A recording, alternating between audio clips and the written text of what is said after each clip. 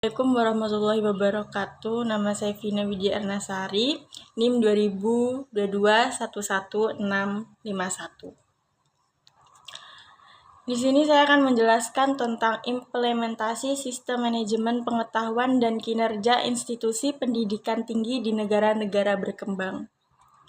Yang pertama, sistem manajemen pengetahuan. Sistem manajemen pengetahuan atau Knowledge Management System atau KMS adalah serangkaian proses, praktik, dan teknologi yang dirancang untuk mengumpulkan, menyimpan, mengelola, dan memperluaskan pengetahuan dalam suatu organisasi. Tujuan utama dari KMS adalah memastikan bahwa pengetahuan penting, baik yang berasal dari pengalaman, data, atau informasi yang dapat diakses dan dimanfaatkan dengan optimal oleh semua anggota organisasi untuk meningkatkan produktivitas, inovasi, dan efisiensi. Selanjutnya ada peran penting institusi pendidikan tinggi. Yang pertama ada penyediaan sumber daya manusia berkualitas, kedua pemajuan teknologi dan transstruktur, ketiga pengembangan penelitian dan inovasi, dan keempat ada mendorong kerjasama internasional.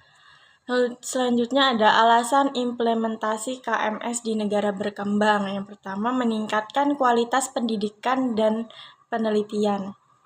Pendidikan tinggi di negara berkembang seringkali menghadapi tantangan dalam penyediaan materi yang up-to-date dan berkualitas. Yang kedua ada mengatasi keterbatasan sumber daya.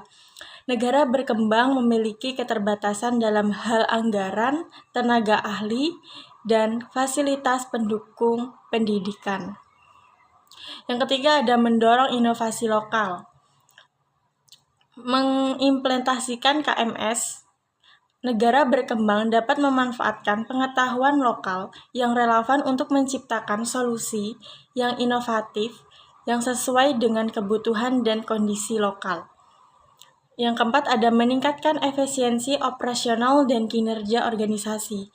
Institusi pendidikan di negara berkembang dapat meningkatkan efisiensi operasional dengan menyederhanakan proses berbagai informasi ALS. Kesimpulannya, implementasi sistem manajemen pengetahuan atau KMS di negara berkembang adalah langkah strategis yang dapat memberikan manfaat besar bagi institusi pendidikan tinggi dan organisasi lainnya. KMS memungkinkan pengelolaan pengetahuan yang lebih efektif sehingga meningkatkan efisiensi operasional, mempercepat inovasi, dan memudahkan berbagai pengetahuan di seluruh organisasi. Dengan strategi yang tepat seperti analisis kebutuhan, dukungan kepemimpinan, pengembangan budaya pelatihan, pemilihan teknologi yang sesuai, dan integrasi di dalam proses sehari-hari. KMS dapat memberikan dampak positif yang signifikan terhadap kualitas pendidikan, penelitian, dan daya saing di negara berkembang. Implementasi KMS yang sukses membutuhkan komitmen dari seluruh elemen organisasi dan pimpinan hingga staf.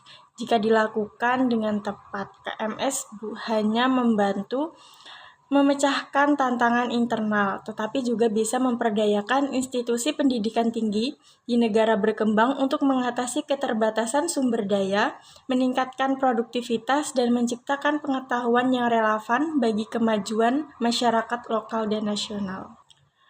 Sekian presentasi dari saya tentang implementasi sistem manajemen pengetahuan dan kinerja institusi pendidikan tinggi di negara-negara berkembang.